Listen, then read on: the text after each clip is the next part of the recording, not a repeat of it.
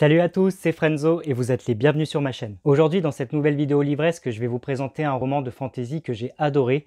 Il s'agit du Voyage d'Amy, la forêt Corde-Bouc. C'est un tome 1 que l'on doit à Dimitri Olivier et que l'on retrouve chez Nanashi Éditions. Alors restez avec moi.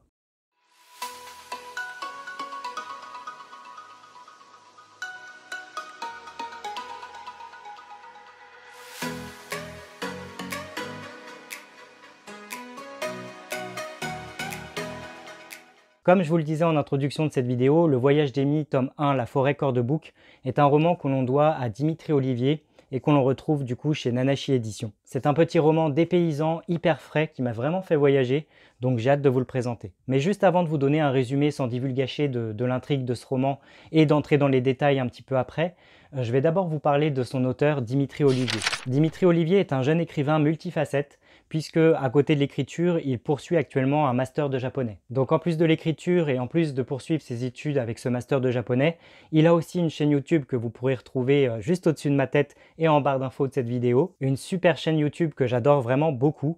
Il publie régulièrement des vidéos en japonais. Il parle en japonais, il vous raconte des histoires typiques du Japon, mais pas que, il fait aussi des histoires pour apprendre au japonais la langue française. Donc c'est vraiment hyper intéressant. Il nous raconte aussi beaucoup d'histoires concernant notre propre pays, la France, avec des anecdotes comme la galette des rois par exemple, des traditions qu'on a depuis très longtemps, pour les expliquer justement aux étrangers qui désiraient en apprendre plus sur nos coutumes. Et c'est vrai qu'encore une fois, sa chaîne YouTube, elle est vraiment super intéressante et je crois que je pourrais l'écouter parler japonais tout le temps. C'est tellement agréable, même quand on ne parle pas la langue soi-même, c'est juste hyper chouette, hyper intéressant. Et je trouve que sa chaîne, elle vaut vraiment le coup d'œil, donc n'hésitez pas à aller faire un petit tour. Dimitri Olivier est également très présent sur les réseaux sociaux comme Instagram ou Twitter. Instagram où vous pourrez suivre son actualité par rapport à ses études, par rapport à ses écrits également. Et pour Twitter, c'est exactement la même chose. Du coup, comme d'habitude, je vous mettrai en barre d'infos de cette vidéo tous les liens pour retrouver cet auteur, pour vous procurer son premier ouvrage si celui-ci vous donne envie, et pour pouvoir tout simplement échanger avec lui si vous en avez envie. Et connaissant un petit peu Dimitri Olivier, si vous allez lui parler en message privé, il se fera une joie de vous répondre et d'échanger avec vous, que ce soit sur le Japon ou sur ses écrits. D'ailleurs, en parlant de ses écrits, le fait que Dimitri aime voyager et qu'il a cette fascination envers le Japon, ça se ressent à travers ce premier tome, Le Voyage d'Amy, la forêt Corde-Bouc. On le sent à travers le voyage du personnage principal. J'aurai l'occasion de vous en reparler un petit peu plus tard, mais c'est vrai qu'on sent l'influence du coup de l'auteur dans ses écrits, puisqu'il nous propose un premier ouvrage justement ouvert au dépaysement, à de nouvelles cultures, etc. Et c'est ce que proposent ces réseaux sociaux, notamment YouTube, et c'est vraiment très plaisant. Parenthèse fermée, on va s'intéresser tout de suite du coup à ce premier tome, La forêt Corde-Bouc du Voyage d'Amy, et je vais vous donner un petit résumé sans divulgacher l'intrigue pour vous donner envie de vous le procurer. Déjà, avant toute chose et avant de vous donner le petit résumé, je tenais juste à préciser que j'aime beaucoup cette couverture du Voyage d'Amy que l'on doit, je crois, à Diana Blanchard, si je ne dis pas de bêtises, qui est une couverture hyper fidèle à ce qu'on lit, à l'histoire en elle-même et à ses personnages. Donc vraiment un gros pouce bleu pour cette couverture que j'aime beaucoup et qui représente vraiment fidèlement l'histoire. Donc voilà. Le Voyage d'Amy, tome 1, La forêt Corde-Bouc, nous présente le personnage d'Amy. Amy, qui est une jeune femme de 18 ans, qui se réveille dans un endroit inconnu. Elle a peur, elle est terrifiée, et ses souvenirs commencent à s'effacer peu à peu. Tout comme elle, le lecteur, il ne sait pas du tout où se trouve Amy. On sait juste qu'elle est dans un endroit un peu comme une sorte d'antichambre, où il y a les ténèbres et la lumière. Elle est perdue entre ces deux. Et en plus, elle sent qu'elle est observée par des yeux, par plusieurs regards qui sont insistants, qui sont terrifiants, qui lui font extrêmement peur. Elle entend des rires aussi, plus ou moins démoniaques, si j'ai bien compris. Et petit à petit, Amy se demande ce qu'elle fait là et pourquoi elle est là. Et on ne sait pas trop si Amy se dirige vers la lumière, si elle se dirige vers les enfers, mais en tout cas, elle est absorbée par quelque chose qui va l'envoyer dans une autre dimension. La jeune Amy va donc se réveiller dans un tout nouveau monde en ayant perdu sa mémoire. Et là, dès le début, dès les premières pages, en tant que lecteur, on se demande ce qui lui est arrivé. Est-ce que Amy est morte dans la vie réelle? Est-ce qu'elle était au purgatoire? Ou est-ce que ce nouveau monde dans lequel elle a été absorbée est le purgatoire? On s'interroge vraiment beaucoup dès les premières pages et c'est vraiment extrêmement plaisant. Quoi qu'il en soit, Amy, elle se réveille dans un monde atypique, totalement original et inattendu, puisqu'en effet, elle se réveille sur un archipel flottant dans les airs, dans un ciel bleu azur sans soleil, et pourtant c'est comme si la lumière du jour était là, comme si le soleil existait bien, sauf qu'il n'y a aucun astre dans le ciel. Elle se réveille sur cet archipel flottant, sur ces bouts de terre qui flottent dans un ciel bleu azur, sans savoir où elle est. Toutefois, elle aperçoit une tour principale au centre de l'île et elle décide d'aller voir ce qui s'y cache et de trouver de l'aide. Et c'est ainsi qu'Amy va rencontrer l'étrange et énigmatique Ernest, accompagné d'un petit dragon bleu et transparent du nom d'Aomitsu. Aomitsu. Aomitsu. J'espère que je le dis bien. Un petit dragon du coup bleu et hyper attachant qui s'appelle Aomitsu. Déjà, avec ces détails de l'intrigue, on est dans de la pure fantaisie et on ne sait pas vraiment ce qui nous attend et tous les éléments qui nous sont donnés dès les premières pages, dès les premiers chapitres sont vraiment hyper prenants et nous donnent envie d'en découvrir plus. Clairement, à ce stade du récit, on ne sait pas du tout qui est cet homme Ernest et qui est ce petit dragon Aomitsu, qu'est-ce qu'ils font là, qu'est-ce qu'ils font dans cette tour, qui ils sont. Amy s'interroge à leur sujet, tout comme le lecteur. Mais on n'a pas le temps de se poser 1000 questions puisqu'on apprend très rapidement que si Amy est arrivée ici, si Amy est auprès de Ernest et Aomitsu, c'est parce qu'une quête l'attend, une quête qui lui permettra peut-être de recouvrer l'intégralité de sa mémoire si elle arrive à aller jusqu'au bout. Amy est un petit peu chamboulée, elle sait qu'elle vient de la planète Terre, mais elle ne sait pas pourquoi elle est là, elle ne sait pas ce qui lui est arrivé, qui sont sa famille, si elle a des membres de sa famille qui sont encore vivants, comme des frères, des sœurs, une mère, un père. Elle s'interroge sur des gens à qui peut-être elle est en train de manquer actuellement. Elle se pose énormément de questions, mais elle se rend compte qu'elle n'a pas d'autre choix que d'avancer, de progresser pour essayer d'en découvrir plus. Amy, du coup, en arrivant dans cette étrange tour aux côtés d'Ernest, trouve un certain repos, du moins pendant plusieurs jours ou plusieurs semaines. Elle est logée gratuitement chez cet homme qui lui prépare de super bons repas matin, midi et soir. Elle a l'occasion aussi d'aller se balader dans une énorme bibliothèque qui est dans des escaliers hyper hauts, à plusieurs étages. Et elle en apprend un petit peu plus sur son univers, sur l'univers qui l'entoure. Tout ça à la demande d'Ernest qui lui demande du coup d'apprendre toutes ces choses dans les livres, dans des livres qu'il a lui-même écrits, si je ne dis pas de bêtises, et qui dévoilent un petit peu les règles de ceux ou ces royaumes. Encore une fois, Amy, elle joue le jeu, elle apprend des choses dans les livres, même si elle aimerait bien un peu plus d'action et de se bouger un petit peu. Et elle commence aussi petit à petit à se sentir un petit peu gênée par rapport à l'hospitalité que lui offre Ernest. Elle a l'impression d'en abuser un tout petit peu et à force d'avoir pris des forces, d'avoir bien mangé durant des semaines, d'avoir été logée, etc., d'avoir fait du sport, de s'être imprégnée des livres qu'elle a lus, elle sent pour elle qu'il est temps de partir et d'affronter ce voyage inattendu. Mais avant de se lancer dans cette quête qui l'attend, Ernest va lui montrer une salle où se trouvent des armes sous cloche, en lui disant bien que l'une d'entre elles lui est destinée et qu'elle va l'accompagner durant tout son voyage. Amy se retrouve dans une salle où il y a des milliers d'armes différentes. Elle ne sait pas du tout laquelle lui appartient, laquelle lui est destinée. Et quand elle essaye de s'emparer de plusieurs armes à la suite, elle constate qu'elle n'y arrive pas. C'est comme si elle était repoussée par le pouvoir des armes en question.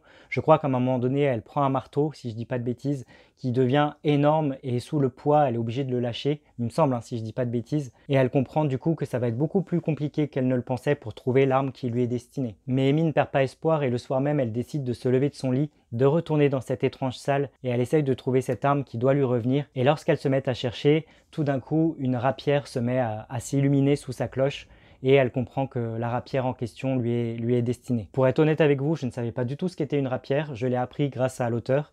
Et donc du coup, une rapière, c'est une espèce d'épée hyper longiligne, plutôt jolie. Je vous laisse le soin de taper rapière dans votre barre de recherche Google pour voir à quoi ça ressemble. Mais du coup, c'est cette arme-là qui revient à Amy et elle se sent prête du coup à affronter la suite de son aventure. Amy fait donc ses adieux non sans émotion à Ernest et à Aomitsu et du coup s'engage dans cette quête pour retrouver sa mémoire et en apprendre plus. Voilà pour le petit résumé sans trop divulgacher de ce premier tome La Forêt Cordebook du voyage d'Amy. J'espère que ça vous aura donné envie. En tout cas, j'ai passé un super moment de lecture, c'était juste génial. Et maintenant, comme d'habitude, vous le savez, je vais rentrer dans les détails de l'intrigue. Donc si vous n'avez toujours pas lu le roman Le Voyage d'Amy, La Forêt Cordebook, n'hésitez pas à cliquer directement sur la partie conclusion de cette vidéo ou à revenir dessus une fois que vous l'aurez lu. Amy quitte donc son archipel flottant et se retrouve en plein milieu d'une plaine verdoyante dans un tout nouveau décor. Un décor sauvage extrêmement bien décrit par l'auteur puisqu'on se rend compte qu'en plus des arbres de cette plaine verdoyante, il y a des rivières qui circulent dans les airs. Ce sont des rivières qui flottent au-dessus de la tête de l'héroïne principale, avec plein de poissons qui nagent dedans, etc.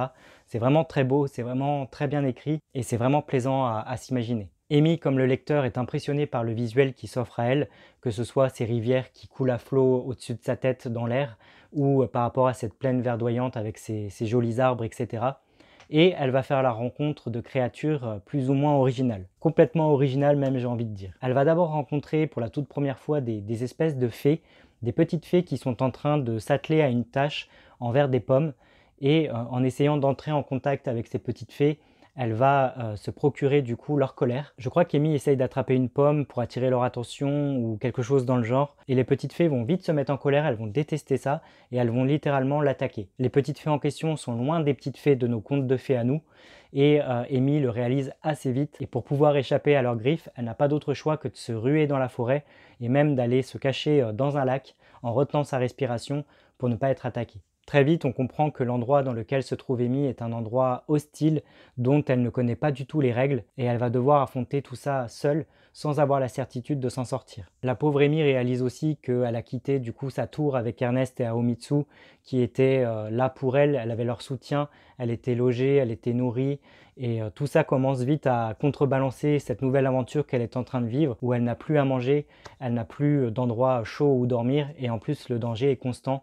Donc c'est vraiment un parallèle assez fascinant entre son arrivée sur l'île qui flottait dans les airs et ce nouveau décor. D'ailleurs, je dis que le danger est présent et c'est bien vrai, puisqu'à un moment donné, elle va se retrouver face à face avec un ours vert, si je dis pas de bêtises là aussi, un ours qui va la prendre en grippe et qui va vouloir littéralement la manger. Et c'est en tentant d'échapper à cet ours vert qu'Amy va faire la rencontre d'un dénommé Thorem. Thorem qui n'est autre qu'un satyre du clan Corde-Bouc. Donc pour vous décrire ce qu'est un satyre, il s'agit d'une créature à l'apparence plus ou moins humaine qui se tient sur ses deux jambes, ou ses deux sabots peut-être j'ai envie de dire, et qui a littéralement des cornes de bouc et un visage assez similaire à cet animal. Une créature de l'imaginaire pour Amy, mais qui existe bel et bien face à elle. Cette créature, comme je le disais, s'appelle Thorem, il parle. D'ailleurs, ça choque un petit peu Amy qu'ils aient le même langage, qu'ils arrivent à se comprendre. Ils arrivent à communiquer sans aucun souci et à se comprendre. Peu à peu, Thorem va vraiment se prendre en affection pour la jeune Amy et il va lui demander tout simplement de l'accompagner à travers son voyage. Amy, qui ne sait pas du tout où elle est, qui ne sait plus qui elle est, décide du coup d'accompagner Thorem et d'en découvrir plus grâce à lui. Et grâce à Thorem, que ce soit Amy ou le lecteur, on en apprend plus sur le clan Corde-Bouc, sur leur passé, sur leurs traditions et sur leurs ancêtres. Thorem, qui en partageant son histoire et celle de ses ancêtres auprès d'Amy, nous permet aussi à nous en tant que lecteurs d'en apprendre plus et on comprend du coup quel rôle ils ont dans cette forêt et ce qu'ils font là tout simplement. On comprend alors à travers les histoires de Thorem et de ses ancêtres que les satyres du clan Corde-Bouc vivent dans cette forêt totalement hostile sous la protection d'une femme, d'une créature d'un lac qui s'appelle Mia. Mia qui a de grands pouvoirs et qui en échange de la protection des satyres du clan Corde-Bouc leur donne en échange la possibilité de vieillir beaucoup plus lentement grâce à des potions. Des potions qui sont en fait tout simplement l'eau du lac dans lequel cette créature se trouve, cette créature qui s'appelle Mia. Du coup, en protégeant Mia et son eau des créatures de la forêt, le clan Corde-Bouc peut vivre beaucoup plus longtemps grâce à elle et c'est un peu un pacte qui est scellé entre eux par rapport à ça et depuis un certain moment déjà. Mais peu à peu on découvre grâce à Thorem que beaucoup de membres de la tribu sont tués un à un par des créatures démoniaques ou une créature démoniaque du moins et il semblerait que l'esprit de Mia, l'esprit du lac, ne soit plus là pour les aider et tout part un petit peu à volo. Thorem décide de présenter Amy aux membres de son village, aux membres du clan Corde-Bouc, pour tenter tout simplement d'en apprendre plus par rapport à tout ça. Amy va donc rencontrer tous les autres satyres de ce clan, dont le Pan, le chef, Erebouc Corde-Bouc.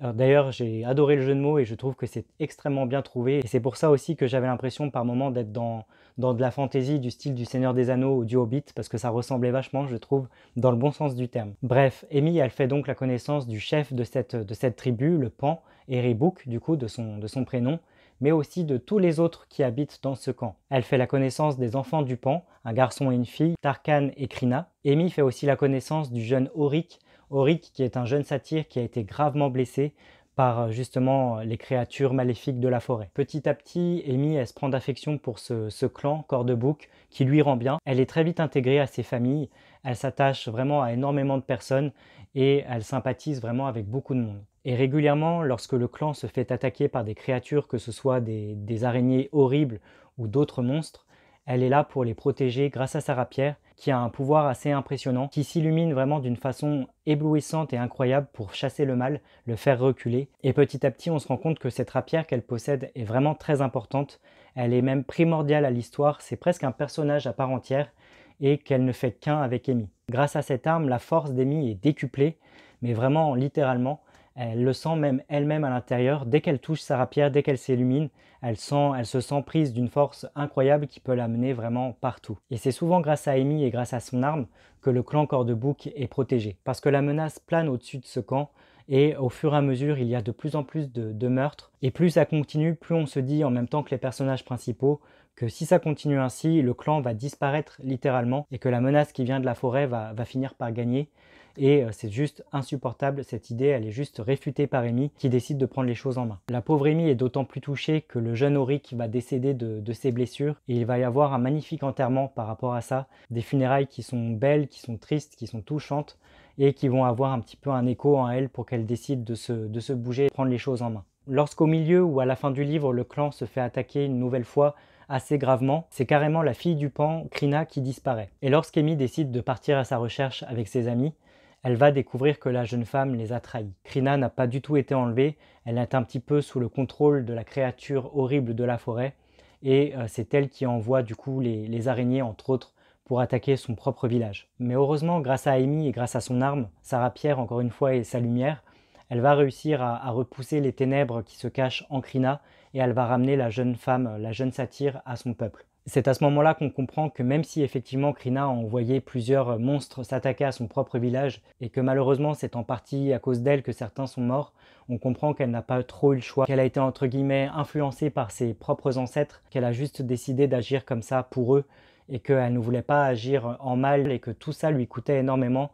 Et malgré cette trahison, entre guillemets, on comprend qu'Amy lui pardonne plus ou moins. Ce qui n'est pas forcément le cas de son père, le fameux Pan. À la fin du roman, Amy décide donc d'aller affronter une bonne fois pour toutes cette créature maléfique qui vit dans le cœur de la forêt Corde-Bouc. Accompagnée de sa rapière et de Tarkan et Thorem, je crois, elle décide de se rendre en plein cœur de la forêt pour aller affronter cette créature pour qu'elle ne cesse d'attaquer le clan Corde-Bouc, pour que tous ces meurtres s'arrêtent et que la forêt retrouve un petit peu son calme d'antan. En s'enfonçant au cœur de la forêt, Amy va tomber une nouvelle fois sur cette maléfique créature qui va révéler sa véritable identité. Et là, on apprend directement que cette créature maléfique qui s'en prend au clan Corde-Bouc n'est autre que Mia, la créature du lac. La créature du lac sur lequel était censé veiller le clan Corde-Bouc, qui s'est du coup retourné contre eux. Mais on comprend aussi que Mia, l'esprit du lac, a été possédée par quelque chose de maléfique, par une lumière ou une ombre maléfique si vous préférez, et qu'elle ne demande qu'une seule chose, à savoir être sauvée, être libérée de cette ombre qui s'est emparée d'elle, et elle compte sur Amy pour ça. Et alors qu'ils sont entourés par des milliers d'araignées géantes, que cette créature maléfique qui est devenue Mia est sur le point de gagner le combat, Amy va de nouvelles fois faire appel à la force de son arme, à la force de sa rapière, qui va chasser les ténèbres, chasser le mal qui se trouve en Mia et libérer du coup cette créature. C'est donc une incroyable victoire pour Amy et le clan Corde-Bouc et on se rend compte qu'un bout de l'esprit de Mia est resté près du lac et celle-ci remercie Amy de l'avoir sauvée. Elle remercie le clan Corde-Bouc pour leur bonté d'âme. Elle leur révèle également que son esprit va aller ailleurs, qu'il ne restera plus rien dans le lac, que l'eau ne sera plus bienfaitrice comme avant. Elle ne possédera plus ses dons magiques pour faire perdurer la vieillesse chez le clan Corde-Bouc. Ce ne sera plus que de l'eau normale. Mais le clan Corde-Bouc est libre de ce pacte qu'ils avaient conclu avec elle. Ils sont libres de démarrer une nouvelle vie ailleurs et de redémarrer tout simplement à zéro. C'est à cet instant précis, lorsque Mia disparaît totalement et que le clan Corde-Bouc arrive près du lac, que celui-ci s'ouvre par enchantement. Et c'est ainsi qu'un gemme ou qu'un artefact, si vous préférez, sort de l'eau d'une façon totalement magique et super bien décrite par l'auteur et regagne du coup la rapière d'Amy pour se loger dans un des trous de la rapière. Amy observe donc sa rapière et cette topaze impériale qui s'est incrustée du coup dedans et elle réalise qu'il manque certains gemmes, il manque certains artefacts à la rapière et au moment où elle regarde sa rapière et cette sphère qui s'est incrustée dedans, elle va raviver son tout premier souvenir, un souvenir avec sa maman. Et là, tout fait tilt dans sa tête. Elle comprend que si elle veut recouvrer l'intégralité de sa mémoire, il va falloir qu'elle aille récupérer les autres artefacts qui manquent à sa rapière pour pouvoir justement accomplir sa destinée et sa quête. On comprend en tant que lecteur, tout comme elle, que la forêt Corde-Bouc, ce n'était que la première étape de son long voyage. Elle a réussi à sauver ce peuple, elle s'est procuré du coup l'artefact qui lui manquait, mais il en reste encore pas mal à les récupérer, ce qui sous-entend pas mal d'autres aventures à venir. De nouveau, la pauvre Amy, elle est contrainte de faire ses adieux à des gens qu'elle a adorés, qu'elle a appris à connaître et à aimer. et c'est tout un clan qui se prosterne entre guillemets face à elle et un clan qu'elle a libéré qui lui sont un petit peu reconnaissants. Et c'est vrai que quand on arrive à ces dernières pages, à cette fin, on est vraiment hyper touché pour Amy, pour Thorem, par le clan Cordebook, parce qu'ils sont terriblement attachants, ils ont vécu une grande aventure tous ensemble, et on est aussi triste qu'Amy, qu'elle les laisse, qu'elle les abandonne, entre guillemets. On est un peu plus triste qu'au début du roman où elle laisse Ernest et Aomitsu parce qu'on n'a pas trop eu le temps de s'attarder sur eux non plus. Même si Ernest est très gentil et que Aomitsu est très attachant, on a quand même passé un long moment au sein du clan Cordebook et c'est vrai que c'est un déchirement de les laisser. Mais comme leur dit Amy, elle n'a pas le choix. Si elle veut recouvrer la mémoire, si elle veut aller au bout de sa quête, elle est obligée de continuer son aventure en solitaire. Et c'est ainsi, je crois, qu'elle traverse un pont et un fameux pont qui va la conduire dans une autre dimension pour une toute nouvelle aventure. Une toute nouvelle aventure dont on ne sait absolument rien, mais qu'on attend forcément pour le tome 2. C'est donc une fin hyper réussie, hyper positive, pleine d'émotions, qui laisse une grande porte ouverte pour la suite. Et à ce stade du roman, donc à la fin de ce premier tome, on a quand même une bonne base de fantaisie qui nous est dévoilée. Et c'est là qu'on se dit que l'auteur a un potentiel énorme entre les mains et qu'on a vraiment hâte de voir où il va nous emmener parce que les possibilités sont infinies et on a vraiment hâte de découvrir les univers qu'il va potentiellement nous proposer. Parce qu'à mon avis, l'aventure d'Amy va être longue, semée d'embûches et pleine de rebondissements, donc j'ai vraiment hâte de découvrir la suite. C'est une fin pas vraiment ouverte parce qu'elle conclut quand même l'arc narratif de toute cette histoire, mais qui nous laisse quand même envisager le tome 2 avec vraiment beaucoup d'impatience et un tout petit peu de frustration. Ma conclusion, Le Voyage d'Amy, tome 1, La Forêt Cordebook, c'était juste une super histoire, un tome 1 extrêmement réussi, très bien écrit, on s'attache aux personnages, on est dans de la pure fantaisie, on veut en apprendre plus, les premières bases de l'histoire sont posées dans ce tome 1 et ça nous laisse penser que l'univers est vraiment vaste, vraiment riche et on a vraiment envie d'en apprendre plus. L'héroïne de ce roman, Amy, est super attachante. J'ai adoré poursuivre cette quête avec elle parce qu'on est carrément à ses côtés durant tout ce voyage. Mais j'ai aussi adoré pas mal d'autres personnages secondaires, tout comme celui de Thorem, le Pan, Aomitsu ou encore Tarkan. Bref, tout ça pour vous dire que les descriptions sont vraiment super bien amenées. On est vraiment dans un voyage hyper dépaysant. On retrouve cette culture qu'a l'auteur de voyager, de nous faire découvrir de nouvelles cultures, etc. C'est ce qu'on retrouve dans ce premier tome et c'est vraiment un pur régal. Donc vraiment, si vous aimez la fantasy, que vous aimez les voyages dans le style Le Seigneur des Anneaux, Le Hobbit, en beaucoup moins compliqué, je pense que ce roman, Le Voyage d'Amy, va vraiment beaucoup vous plaire et va vraiment vous donner envie d'avoir la suite. Je fais un package global, mais l'auteur est génial, il est super gentil. Son tome 1 est une pure réussite, donc on a quand même un ensemble extrêmement plaisant. Et encore une fois, je vous recommande cette lecture, mais vraiment à 100%. Et vous alors, qu'avez-vous pensé de ce premier tome, La Forêt Cordebook du Voyage d'Amy par Dimitri Olivier chez Nanachi Éditions? N'hésitez pas à me le dire dans un petit commentaire en dessous de cette vidéo, de lâcher un petit pouce bleu si celle-ci vous a plu, et n'hésitez pas à vous abonner à ma chaîne pour ne pas manquer mes autres critiques littéraires à venir. Quant à moi, je vous dis à très bientôt pour une prochaine chronique livresque. D'ici là, prenez bien soin de vous. Ciao!